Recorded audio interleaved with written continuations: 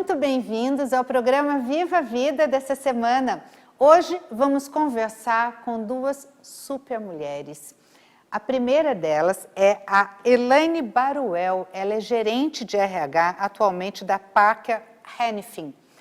E nós vamos conhecer um pouquinho da história dela, como é ser gerente de RH, como é trabalhar com diversidade, como é trabalhar com gente. Não é verdade? Eu acho que isso é o mais interessante, porque realmente trabalhar em recursos humanos tem que saber lidar com gente, tem que ter inteligência emocional e tem que ter ali muita empatia, não é verdade? Sempre se lembrando de que a empresa precisa também ser protegida muitas vezes. Então vamos conversar com ela um pouquinho sobre tudo isso. E ela está escrevendo, sendo coautora de um livro chamado Mulheres do Vale. Vamos saber tudo isso dela? Vamos recebê-la? Por favor, Elaine. Tudo bem, meu amor? Seja bem-vinda. Muito prazer tê-la aqui. Por favor, sente-se. Elaine, muito bom, viu? Muito obrigada por você estar aqui conosco. E eu queria saber um pouquinho quem é a Elaine Baruel. Conte para nós. Então, Elaine Baruel, eu sou formada em Direito. Ah, você é formada em Direito, olha só. Sou formada em Direito. E aí tive minha carreira toda aí em desenvolvimento de pessoas, né? Na área de recursos humanos.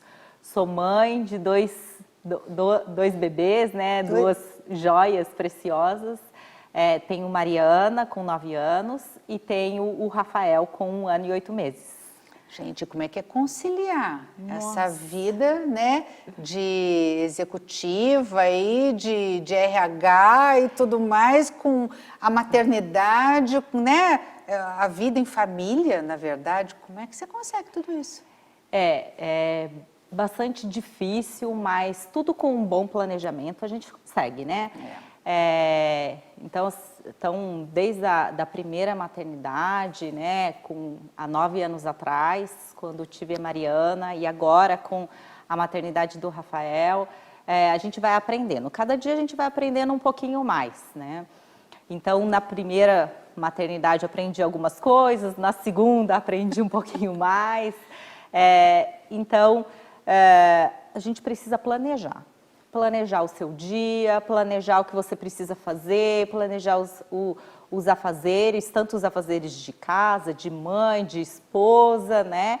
Quanto os afazeres da atividade as profissional. Gestações foram planejadas. Sim. Tanto Mariana quanto o Rafael foram planejados, né? Mariana, assim, foi minha primeira filha, assim, um presente, né? E agora, depois de 8 anos, né? Aí tivemos o Rafael, que também é uma bênção na nossa vida. Né? Filho é tudo de bom, né? Tudo de bom, né? Aí vem para alegrar a vida, para alegrar a casa, né? Assim, alegra a família toda. Então, muito bom. E você se formou em Direito e depois você seguiu o caminho do Recursos Humanos. Como é que foi essa transição? Como é que aconteceu isso, né?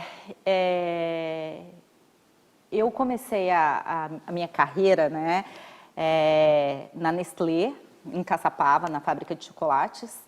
E eu comecei sendo estagiária de informática, porque eu cursei informática industrial pela ETEP. E quando eu finalizei, fui fazer estágio na área de informática na Nestlé. Chegando lá, comecei a fazer as atividades e aí me encantei com recursos humanos, porque eu tinha um colega que trabalhava na área de recursos humanos da Nestlé e acabei me encantando pela área, conversando com ele, me encantei pela área. E aí decidi migrar para a área de direito, que na época eu achava que tinha muita relação direito e recursos humanos. Já que direito faz parte de humanas, né? Então achei que tinha uma relação muito próxima, até porque esse meu colega ele também era advogado. E aí eu pedi mesmo dentro da Nestlé para migrar para a área de recursos humanos. Migrei para a área de recursos humanos, onde lá encontrei um mundo totalmente diferente, né? Lógico que o direito foi um susto, porque assim, o direito, né? A gente tem muito do direito do trabalho dentro do departamento pessoal, sim, sim. mas não muito dentro de desenvolvimento de pessoas, Sim. né? E aí acabei desenvolvendo toda a minha carreira na área de recursos humanos, né? A princípio na área de departamento pessoal, virei coordenadora de recursos humanos dentro da própria Nestlé, né? Fui para a fábrica de águas, né? Fazer a coordenação de recursos humanos da fábrica de águas da Nestlé, que fica em São Lourenço. E aí resolvi voltar para São José dos Campos, né? Onde é minha cidade natal. Minha família tinha ficado por aqui, então resolvi voltar. Quando voltei na Parker Hannifin e voltei a ser gestora de recursos humanos. Então hoje estou como gestora de recursos humanos desde 2010 na Parker. Em 2015 eu encontrei um gestor. E esse gestor, ele acabou fazendo uma virada na minha vida, né? Porque, assim, eu era muito processual, eu era muito sistemática, né? Dentro da área de recursos humanos, muito me apegava muito em legislação, né? E muito nos processos. E aí eu conheci meu novo gestor, que é meu gestor até hoje, o qual eu tenho um carinho muito grande, que é Marcelo Madarazzi. E com isso eu fiz uma virada na minha carreira, né? Onde eu conheci o que impactou? Eu conheci verdadeiramente o que era o desenvolvimento de pessoas, o que era ser um recursos humanos de uma empresa multinacional, onde de uma empresa que respeita as pessoas, de que respeita o ser humano, né? O quanto você pode fazer parte do dia a dia das pessoas, o quanto você pode fazer parte do desenvolvimento e da história dessas pessoas. E que pode usar a emoção, né? Com certeza. Porque quando a gente fala de processo, você já pensa logo no racional. Né? Então você racionaliza e faz todo o procedimento e aí fica... Agora, gente, não tem como colocar no quadradinho, sempre sobra uma perninha, um braço, né? Não cabe às vezes, não é verdade? Sim. Né? E aí, esse contato que você teve aí com essa parte de gestão de pessoas, né? De desenvolvimento humano propriamente dito, lidando mesmo com as pessoas. Aquilo que eu falei, de empatia, né? De você estar ali realmente olhando para o outro, como o outro é e conhecendo a necessidade dele. Não como se fosse você, mas ele, a necessidade dele, né? E eu acho que isso é muito difícil, não é, Elaine? Isso é muito difícil, mas com todo o estudo, com toda a dedicação, né, e com tudo aquilo que a gente faz com amor, a gente consegue. Né? Então, assim, isso é muito importante. Eu me descobri na área de recursos humanos, voltado para desenvolvimento de pessoas. Então, isso assim, isso faz parte da minha vida, isso faz parte do meu coração, né? Quando você faz com amor, você faz tudo muito... você se doa demais, né? Quando você tem o brilho nos olhos, você consegue dispor do seu tempo para ajudar o outro, tanto no desenvolvimento, quanto em qualquer outro tipo de problema que a pessoa tenha. Então, quando você se coloca no lugar do outro, aí você consegue entender tudo o que está acontecendo, todo aquele momento. Então, isso é muito gratificante, né? Isso, assim, eu trago isso para a minha vida, né?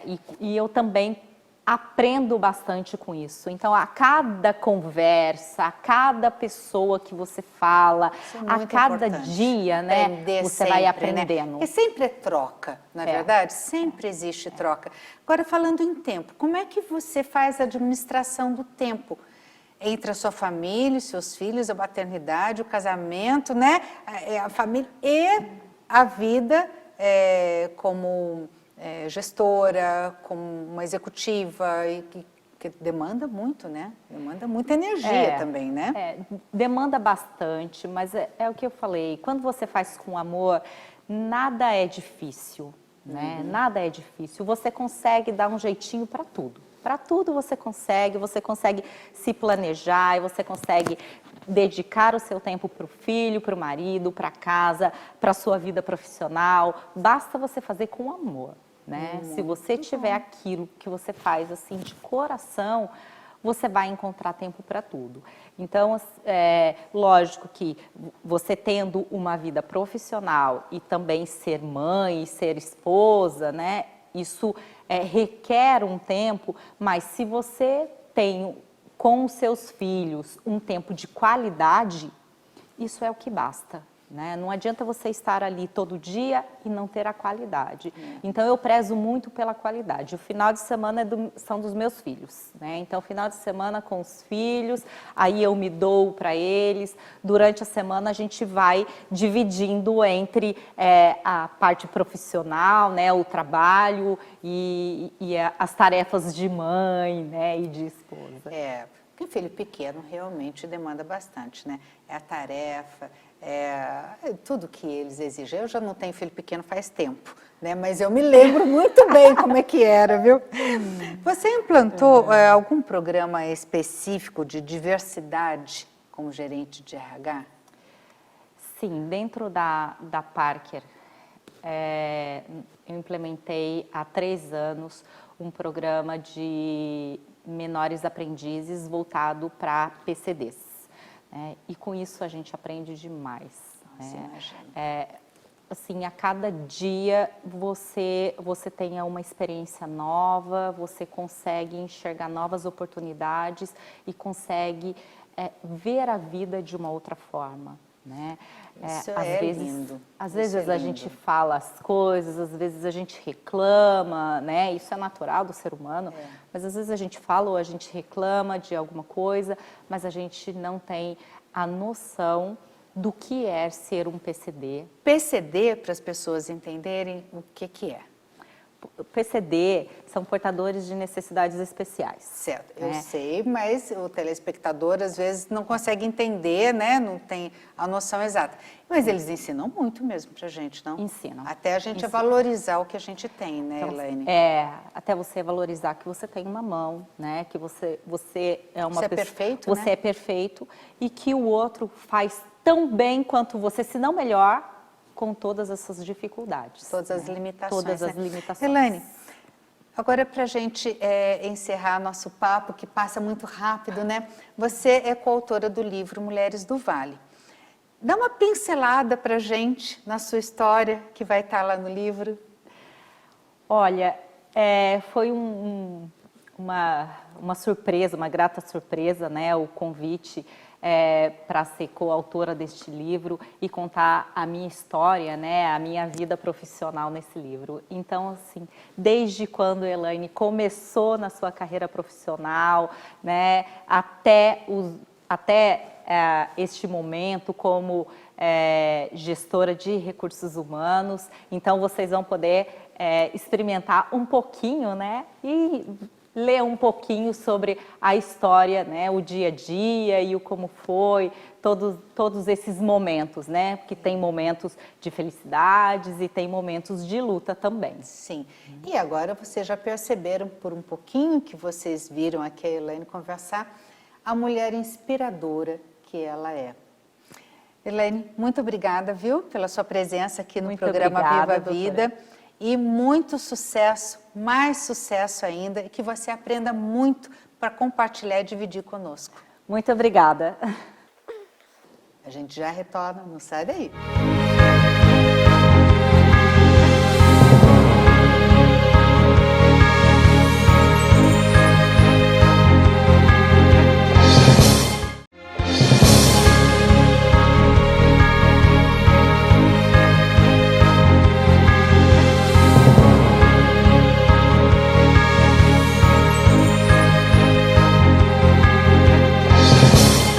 Agora eu estou com a Ana Cláudia Barbosa. A Ana Cláudia é engenheira e tem uma história de vida maravilhosa que nós vamos saber tudo. Inclusive, ela é coautora do livro Mulheres do Vale.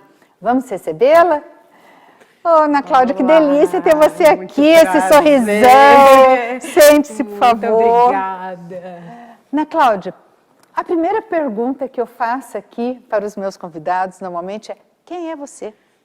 Quem é Ana Cláudia Barbosa? Conta um pouquinho pra gente. Ana Cláudia Barbosa é uma menina que nasceu em Guaratinguetá. Ah, olha só. E comecei minha vida profissional como estagiária. Trabalhei 27 anos na minha empresa. E parei de trabalhar em 2019. E sou formada em engenharia mecânica. Tenho um MBA em gestão empresarial pela FGV. Uau! Sou mãe da Maria Clara, que é a minha maior obra. Ah. A Maria Clara tem 17 anos, Ai, né? que Vai delícia. completar agora em agosto. E é uma menina... É uma adolescente, né? É, mas ela é uma companhia. Parece com a mãe? Ela... Tem esse sorrisão da mãe? Tem o sorrisão. Ai, que bom. Ela é Deve ser muito boa linda. companhia. Que bom, que bom. Conta um pouquinho pra gente dessa aventura de ter construído a carreira numa empresa automobilística, no momento da história onde a mulher não era assim tão bem vista no mercado de trabalho, tão masculino, né? Sim. Como é que foi isso? Como é que foi esse desafio? O desafio, na verdade, começou na faculdade. Ah, né? é? Porque eu fiz engenharia mecânica. Certo. E na minha turma de 70, nós éramos em 3 mulheres. Ah, Então, gente. esse mergulho no universo masculino, ele já começou na faculdade. Na própria né? faculdade, já foi um estágio, né? Já. Então, É. quando eu fui para a automobilística, na verdade foi uma extensão dessa vida nesse mundo masculino. Né? Então, como você disse, realmente estava começando. Nós éramos pouquíssimas mulheres Sim, na com liderança. certeza, Né? é. Eu fui para a supervisão no lugar de uma outra mulher que tinha sido promovida, né? E ela fez questão que fosse uma outra mulher. Olha que né? legal isso, Para a vaga gente. dela. Muito Então, bom. esse universo masculino, eu acho ele muito saudável quando ele é vivido num ambiente de harmonia. Quando ele é bem construído, Sim. né? Eu acho que quando a gente não compete, mas a gente interage, Agrega, né? agrega. Uma mulher num time de trabalho, ela muda a postura dos membros do time e vice-versa. E a gente aprende muito com eles. Eles são mais práticos, eles não levam para o pessoal, eles resolvem, eles não guardam mágoa. Ai, que delícia, gente. Mais racional, né? Isso. Então, fazer essa simbiose, eu acho que a gente cresce muito. E a mulher leva o carinho, a delicadeza, a emoção, Os detalhes, né? a perspicácia, Ah. a sensibilidade de perceber. Gestores, olha, prestem atenção. Então, a harmonia que cria um grupo em que existem homens e mulheres trabalhando é sensacional. Então, eu acho que mais do que competir, a gente tem que interagir e buscar o melhor dos dois. Né? E você fala um pouco disso lá no livro? Falo. Ah! Eu falo. Você possui muitas viagens internacionais a trabalho, esteve em países diferentes, culturas diferentes, né? Como é que é a recepção da profissional mulher nesses países? Eu acredito que até para fazer cursos, né? Sim. E onde eles também estavam acostumados a um cenário tipicamente masculino, né? Aí chega lá, né? A Ana Cláudia. E aí? Assim, 2 países que me marcaram bastante, né? Foi a África do Sul e a Índia.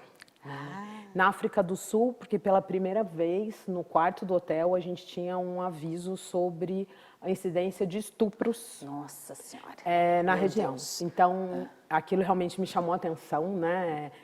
De quão era frágil, né, uma mulher ali. Então, eles aconselhavam que a gente nunca saísse sozinha, que tivesse sempre em grupos, né, que não se aventurassem, porque não parecia, mas ali existia até um telefone especial para qualquer suspeita, se você se sentisse intimidada. Então, esse foi um ponto que me chamou a atenção, Sim, né? Coisa sim. que eu nunca tinha sentido em nenhum outro país. E na Índia, pela cultura, né? Eu cheguei na Índia e eles se assustaram, né? Uma mulher, eu fui receber o primeiro carregamento de exportação lá Então, é uma mulher. Então, só que o interessante, eu acho, é a gente estudar o país, né? Eu acho que é uma Sim. gentileza quando a gente estuda Sim. costumes. Né? Pessoas inteligentes, eu nem falando de mulheres inteligentes, pessoas inteligentes, né? Então, estudam antes. A gente, por exemplo, eu sabia, lá era 40 graus, mas para eles o ombro era uma área muito sexualizada. Então podia estar o calor de 40 graus, que eu tava de uma blusinha para não ir de manga, de né? alça. Sim. Porque aqui o que é comum a gente trabalhar Sim. com alça, lá não era, né? Então, só que eu usava calça comprida e lá não existia isso. Então, tirava foto comigo na rua. Que legal! Era como se tivesse uma pessoa de sari andando com a gente por aqui, né? Mas sempre, eu acho que essa é a importância da gente trabalhar numa empresa que tenha valores, né? Sempre fui recebida com muita gentileza, né? Com muito respeito. Isso é muito importante. Então, essa é a diferença, né? Da gente trabalhar numa empresa que tem valores sólidos, né? E o que fez você aceitar o convite para ser coautora desse livro, Mulheres do Vale? Na verdade, a Ângela, quando me sugeriu, né, falar sobre o livro, e a gente para e repensa, né? Para escrever um livro, a gente tem que repensar tudo que a gente viveu. É verdade. E era um momento muito delicado da minha carreira, né? Um momento que eu estava saindo da empresa depois de 27 anos. Então, aquilo para mim foi um mergulho em coisas boas. Reviver coisas boas no meio de um luto é uma delícia, né? Muito bom, porque né? você vai revivendo coisas felizes, momentos felizes. De conquistas, de De vitórias, conquistas, né? de vitórias. E o principal que mais me chamou a atenção, em como a gente encontra pessoas que são importantes na vida da gente, que marcam a vida da gente. E repensar se eu marquei as pessoas por quem eu passei. Eu acho que assim, qual é o rastro que eu estou deixando? Exatamente, Virginia. Assim, eu fui importante na vida das pessoas, porque quando eu fui escrevendo o livro, eu fui lembrando de como eu tive pessoas importantes na minha vida, né? De como elas me ajudaram. Como ela também foi importante na vida de pessoas com que ela esteve, E eu interagiu. acho que é isso que a gente tem que buscar, né? Na vida profissional e pessoal, que a gente deixe marca para alguém. Que a gente E qual foi o momento que mais te impactou nesse cenário aí de lembranças que você teve? Eu acho que é como o estudo é capaz de mudar a condição social de alguém. Por que você diz isso? Porque eu venho de uma família muito, muito pobre, muito simples. Prestem atenção, Mas meninos, os meus meninas. avós, naquela época, sem estudo, dos dois lados, do meu pai e da minha mãe, eles perceberam que só o estudo ia ter condições de mudar a vida dos meus tios e do futuro da família. Então, eles eram absolutamente paranoicos com estudar. Todos tinham que estudar. Não tinha essa de quero parar de estudar para trabalhar. Então, eu vi os meus pais irem fazer faculdade depois de adultos, né? Eles terminaram o colégio, foram trabalhar, porque era condição, Sim. mas sempre com o objetivo de melhorar, de estudar. Então, foi perceber que realmente a minha condição social só mudou graças ao estudo, graças ao esforço. Então, não existe nada que cai do céu, né? E eu digo, quanto mais eu estudo, mais sorte eu tenho. Eu acho que assim, tem algumas fases do conhecimento que a gente brinca, né? A primeira fase do conhecimento é quando você não sabe que você não sabe. Isso. Não é verdade? Então, lógico que vai ter circunstâncias na sua área que eu nem sei que não sei, porque eu não sei nem que existe. A segunda fase é justamente quando você já sabe que existe, mas você não conhece a matéria. Então, agora eu sei que não sei. Exatamente. Né? Então, aí você vai crescendo até a hora que você fala, agora eu sei o que eu sei e agora eu sei que eu continuo não sabendo que ainda tenho que estudar muito mais. E eu estudar é para a vida toda, né, Virgínia? Assim, para a vida toda. Conhecimento não ocupa espaço. Eu tenho assim, hashtag conhecimento é poder. Conhecimento é poder, conhecimento é poder, saúde, dinheiro, né? Movimento, é tudo. É saúde principalmente mental. Mental.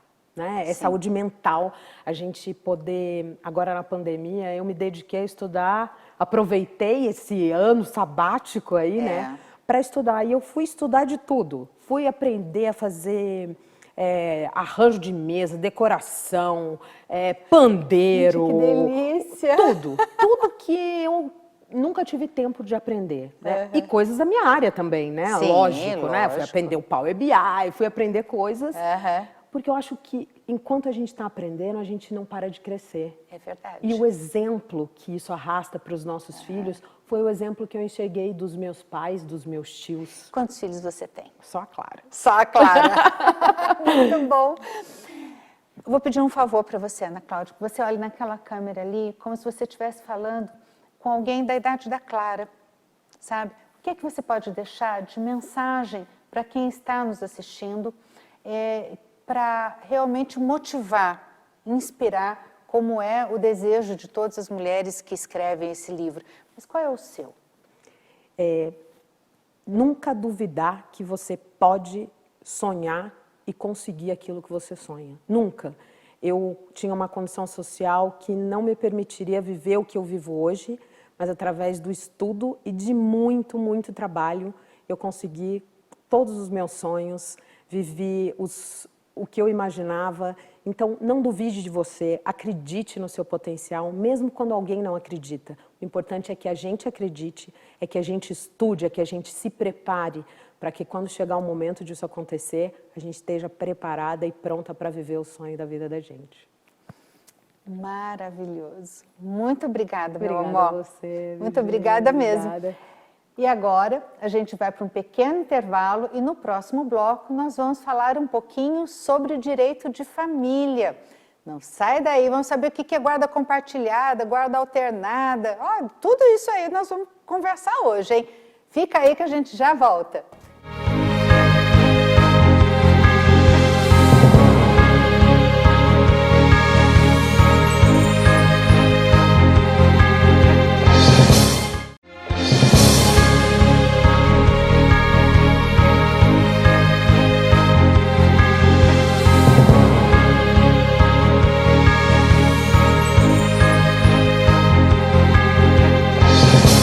Olá! Agora, nesse bloco, nós vamos conversar sobre direito de família.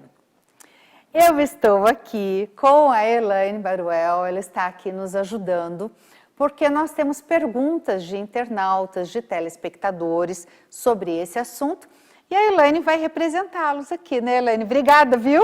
Muito obrigada, doutora Virginia, pela oportunidade. E eu trouxe aqui, então, algumas perguntas. Vamos lá. O que é guarda compartilhada? Então, gente, veja bem, vamos esclarecer que guarda compartilhada é diferente de guarda alternada. Guarda alternada é o que as pessoas acham que acontece com a criança, que fica um pouco com a mãe, um pouco com o pai.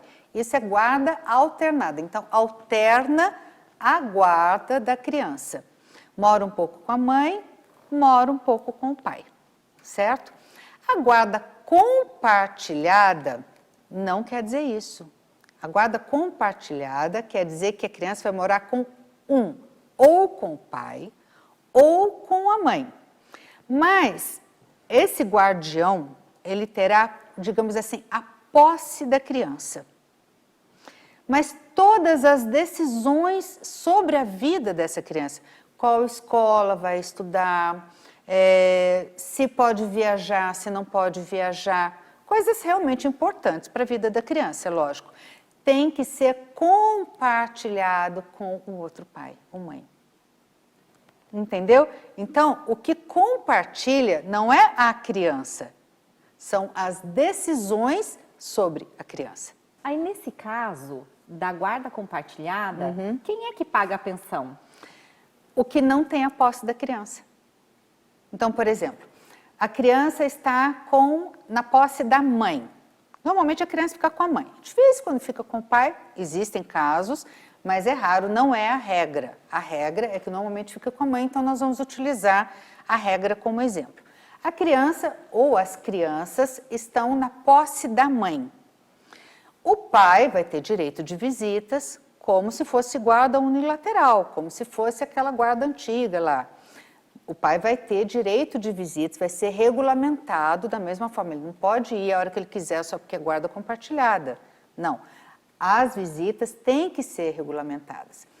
Mas como ele não está na posse diária dessas crianças, é ele que vai pagar a pensão para os filhos. Quem vai administrar é a mãe. A mãe é que administra a pensão dos filhos. Que normalmente hoje em dia não tem mais pensão para a esposa, né? Para ex-esposa e tudo mais, ex-companheira. Normalmente as mulheres trabalham e dispensam pensão para si. A não ser que seja um caso especial, uma senhora que nunca pôde trabalhar, né? Existem casos especiais. Aí sim a gente vê pensão alimentícia para ex-mulher e ex-companheira. Mas normalmente a pensão alimentícia é para os filhos menores de 18 anos. Quem vai administrar essa pensão é a mãe que está na posse dos filhos. A doutora falou em pagamento de pensão para menores de 18 anos. Sim. Existe o pagamento de pensão para maiores de 18? Existe sim. Até quantos anos que o filho pode requerer a pensão? Veja bem, a pensão, ela se extingue quando a criança, então, fica adulta e pode gerir a própria vida, que é com 18 anos. Porém, o dever de pagar alimentos, ele não é cessado automaticamente porque o filho fez 18 anos. Porque aí passa a ser um dever familiar. E aí, vamos dizer que o filho ainda esteja estudando, esteja fazendo uma faculdade. Nesse caso, com certeza, o pai ou a mãe que pagam a pensão vão ter que continuar pagando. Provavelmente até os 24 anos. Então, por exemplo, quem faz uma faculdade de medicina não vai se formar com menos de 24, 25 anos. Esse pai vai pagar até a formatura do filho. Ah, mas ele fez 18 anos e não quis saber de fazer faculdade. Então, ajuiza uma ação chamada exoneração de pensão alimentícia. Só quem pode exonerar, ou seja, retirar a obrigação de pagamento da pensão é o juiz. Não pode o pai falar, porque fez 18 anos, agora eu não vou mais pagar. Ele continua com a obrigação, continua com o dever, só vai cessar quando ele entrar com o processo de exoneração. O juiz vai chamar a criatura do outro lado, falar, olha, você não precisa mais? Ah, não preciso mais. Então tá bom, está exonerado. Ah, não, eu preciso ainda. Tá, então justifique por que você precisa. Ah, eu preciso porque ainda estou fazendo faculdade, eu preciso desse recurso para me preparar para o mercado de trabalho. Ah, então vai ter que continuar pagando. Então é o juiz que vai decidir, não pode cortar só porque fez 18 anos. E aí isso pode ir até os 24 anos? Provavelmente até o final da universidade. Ah, então não cessa se fizer 24, não, pode... Não. 25, 26, até agora o final. Veja bem. Aí a criatura vai para a faculdade, né? Vamos brincar assim, vai para a faculdade e tá levando lá, né, de qualquer jeito, pega DP e repete. Lógico que aí quem paga a pensão, né, não é palhaço também, sim, não é verdade? Sim. Então vai entrar com pedido de exoneração mostrando para o juiz que o outro está, vamos dizer assim, mal utilizando esse recurso da pensão, não está dando o valor que deveria. E aí, com certeza, o juiz vai cortar.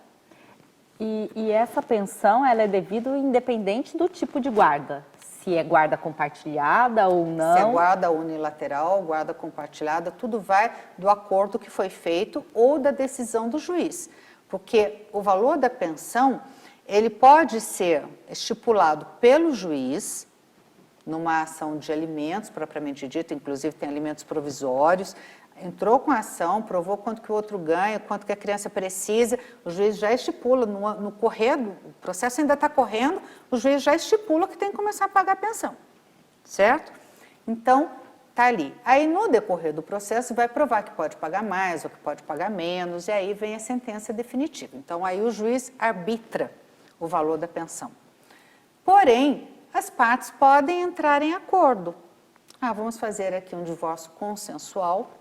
Vamos ver aí a questão da guarda dos filhos, se vai ser unilateral, se vai ser compartilhada, se vai ser alternada, né? Quando fica um pouquinho cada um. Vamos ver a questão da regulamentação de visitas, quando que vai poder visitar, que horas, no Natal, no novo Dia das Crianças, aniversário, tudo vai ficar regulamentado. Então, aí pode ser feito um acordo, o juiz vai só homologar, entendeu? Vai bater o carimbão lá, está homologado, é isso que vai valer. Agora a pessoa fala assim, nunca pagou pensão, nunca pedi para pagar pensão. Ok, ele tem o dever de pagar? Tem dever moral. Legal, não. Só tem dever legal, sob pena de prisão, inclusive, quando essa pensão alimentícia é arbitrada pelo juiz ou existe ali um acordo homologado pelo juiz, um acordo extrajudicial, mas tem que estar ali no papel, assinadinho por todo mundo, aí sim essa obrigação nasce. Do contrário, é só uma obrigação moral que não tem nem como ser executado, né? Agora, quando o juiz arbitra, quando tem um contrato, quando tem um acordo e tudo mais, aí inclusive vira um título executivo, que pode ser executado. E no caso de uma guarda compartilhada, com quem fica a criança no dia a dia? Com o pai ou com a mãe? Com quem tem a posse da criança. Então, por exemplo, na guarda compartilhada vai ficar definido, a posse é do pai ou é da mãe? Ah, é da mãe. A guarda é compartilhada, mas está na posse da mãe. Então, o pai vai pagar a pensão e a mãe vai cuidar da criança e vai administrar essa pensão. E aí, no caso, aonde seria a residência da criança? Seria com a mãe que está com a posse dela. E no caso da guarda compartilhada, o pai pode pegar a criança para fazer passeios ou para visitar a criança a qualquer momento ou não? Não, tem que ter a regulamentação dessas visitas. Entendeu? Porque não pode chegar na casa da mãe, que de repente até já casou de novo, está namorando, a vida segue, né? Sim. A hora que quiser? Não. Até sob o pretexto de ver o filho? Não. E até porque o filho fica esperando. Se é dia de visita, o filho fica esperando. Então, se tiver marcadinho certinho, tá ali. Agora, no papel, é sempre o mínimo.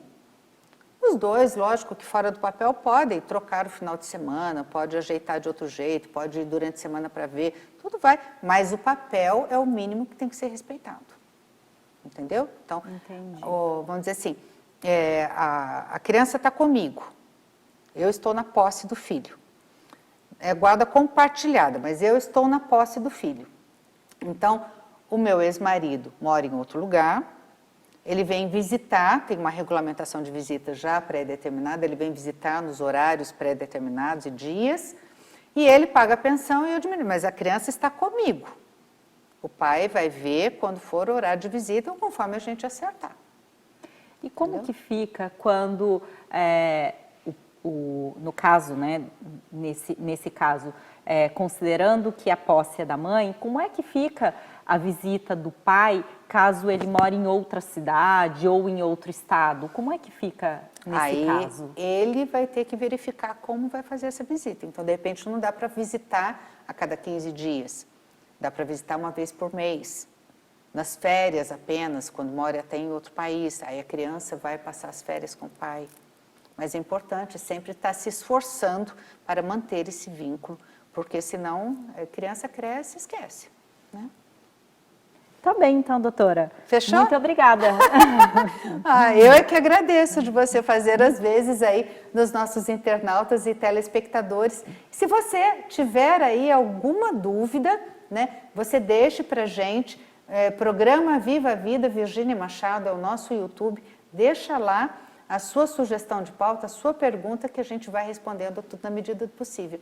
Elaine, muito obrigada mesmo, viu? Doutora. Nos ajudou muito, ficou muito mais dinâmico, muito mais interessante. Muito obrigada. Muito obrigada a você que esteve conosco até agora, muito obrigada mesmo pela sua companhia. Um beijo grande para o pessoal do estúdio Dona Isabel Rego, pelo nosso cabelo e maquiagem, lá Isabel Joel Cruzariol.